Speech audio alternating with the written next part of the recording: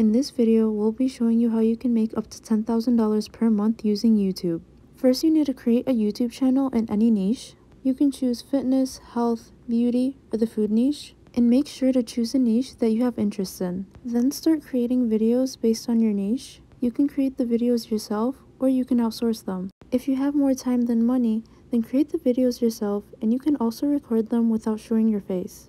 And you can do this by downloading free stock footage from a website such as pexels.com and adding a voiceover talking about different facts about your topic or niche. To make the script of your video, go on Google and find articles about the topic you want to talk about in your video.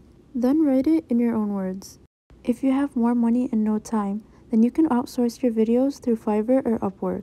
Outsourcing means that you pay people to make the videos for you. This can be in terms of the thumbnail, video editing, script, and voiceover. And all you have to do is post a YouTube video and watch it grow over time like real estate.